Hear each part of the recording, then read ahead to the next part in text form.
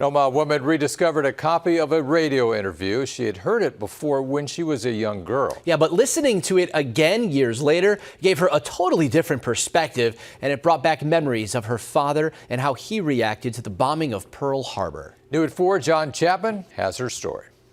My dad told me that this was probably his most prized possession, and this is a leather-bound deck of cards with his poker chips.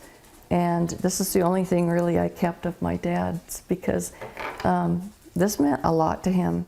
As the years go by, Nancy Steerick appreciates her father more and more. Nancy was a youngster when she heard stories about how her father reacted when the Japanese bombed Pearl Harbor. And I did hear stories that my dad was sitting on the front porch when Pearl Harbor was attacked.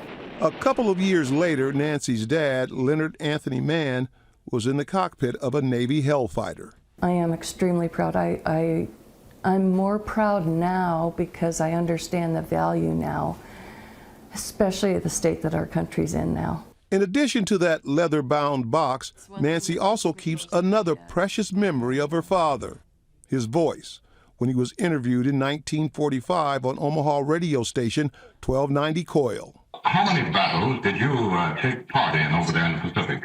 I took part in 8 major battles. About how many missions have you flown, Lieutenant? I've flown 37 missions with dive bombing, engaged with the enemy. The others were patrol.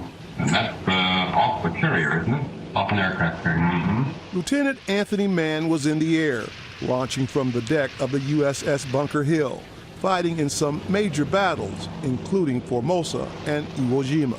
When we came in, the sky was just black with AA. They started opening up, they put up a barrage. And we were to go through that, and those black puffs won't hurt you after they're already there, but it's the idea of flying through them and smelling the gunpowder that sort of gets you down. Lieutenant Mann spent 13 months in the Pacific. He told his radio audience he was never shot down, but he'd been shot up a little. Lieutenant Mann told stories his children had never heard. There were bits and pieces that he told us about, but he didn't tell us about the danger that he was in. And then to go into the detail of what his responsibilities were and how much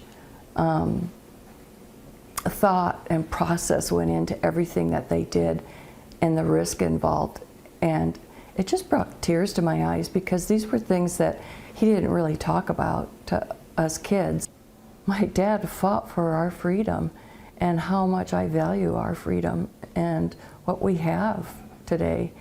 And how a young man, I mean, he had to have been, at the time of this interview, he had to have been 24 years old.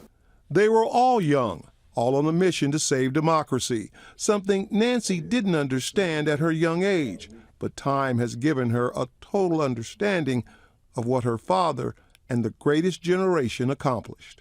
I wish now that my dad was here so that I could tell him how much I realize what he did for us. And, you know, I'm older and wiser now, so I wish that he was here so I could tell him. On your side in Omaha, I'm John Chapman, 6 News.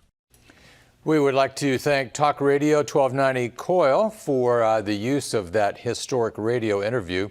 Lieutenant Commander Mann passed away in 1985. He was only 65 years old.